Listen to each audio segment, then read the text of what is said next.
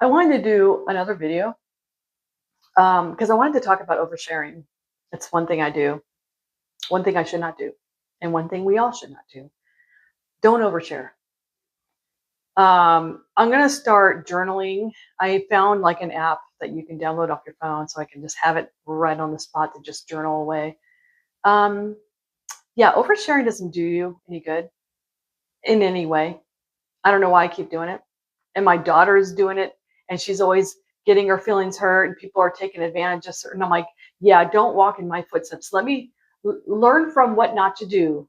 If I can do anything in my life, if I had to go through all this, the positive thing about it is that at least I can help my kid to know I've got firsthand experience on why you should not do this.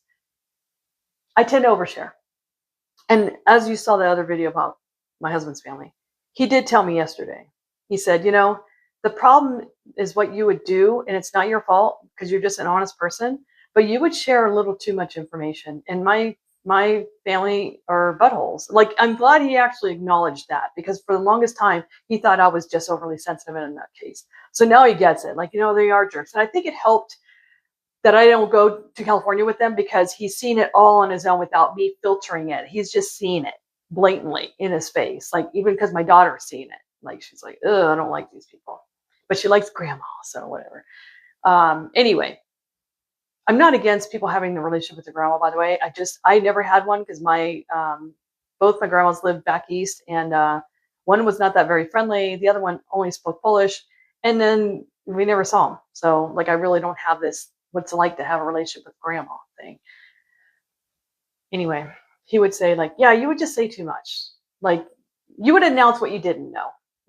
Just, you look stupid. Like, they would view you as stupid. Now, unfortunately, it's not just the narcissistic people or jerk people that do that. It's even the nicest people that you can trust that do that.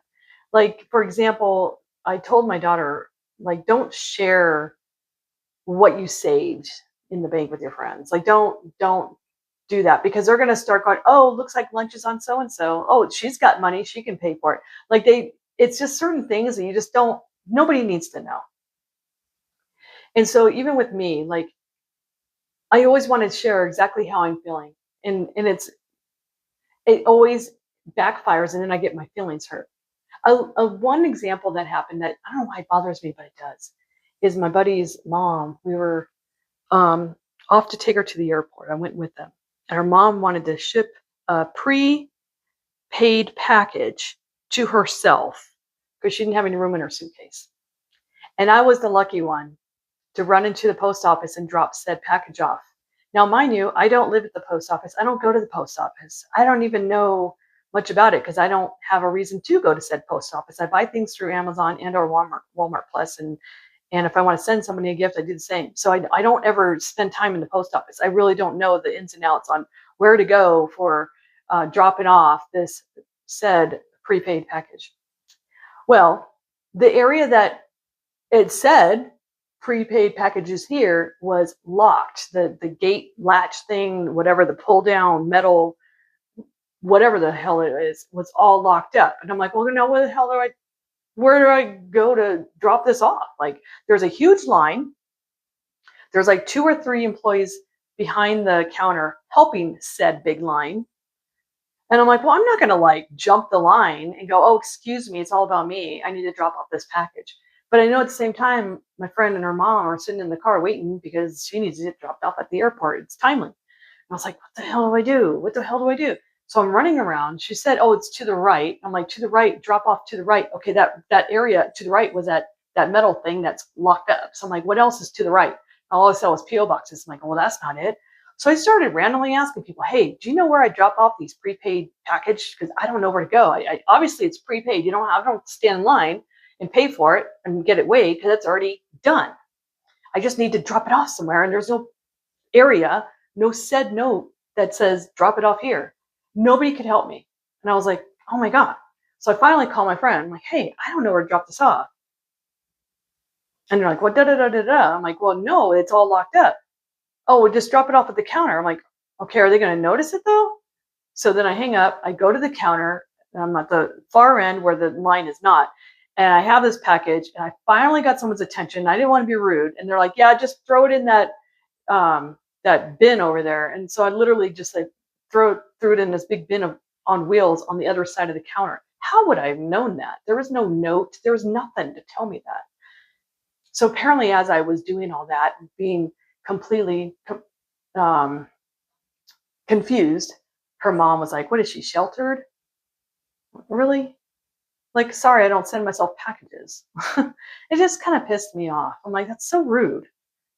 And I'm like, had I not have called and said the truth and said, I can't find this thing, what I should have done and what I will do from now on is just assume I'm just going to stick it on this counter and hope for the best and just tell them, yep, it's on its way to your house in this other state that you're going to.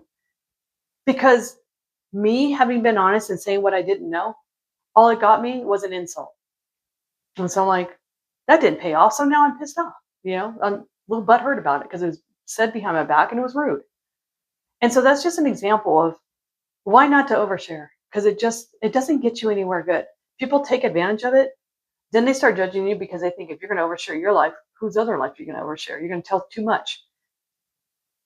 And then they have like a certain, I don't know, like I said, a judgment, an impression of you, I guess. You just better off just not saying anything. I just learned after this many years of my life, just less is more. And if you do want to say more, take a deep breath and journal it and just talk to your journal, just you in the journal. And then you can reread that later, because my daughter was saying she likes to journal and it has helped her. But she does have problems like her friends are being stuck up sometimes or whatever. But she said the thing about journaling, what I liked is what she's saying right now, is that sometimes you're journaling in a way and you're getting it all out on paper or in your book or whatever. And then you're like tired of talking about it, because you wrote it all down. You don't want to talk about it because you've already exhausted your thoughts on it, that you don't have a need to overshare because it's already down on paper and it's put away for you to see. And I'm like, that's really smart to think of that way. Now, mind you, I personally don't think I want a paper journal because I don't want someone to find it. But I think if I have it on my phone, which I always have my phone with me, I think I would like to just, vent, just vent real quick, just saying, oh, this pisses me off. And then just have it out there just so I can just like, oh yeah, I remember that day. And I'm glad I just vented to myself. And then I don't have to share it with other people. So anyway, guys, hope that helped. Sorry I haven't been putting out any videos. I've been staying away from toxic people, so I don't really have new stories to tell. But I do come up with old ones that kind of evolve, come back up, like up the surface. And it's not like I'm not letting it go. It's more like it's teaching me to stay away from said people because, I'm still moving on with my life.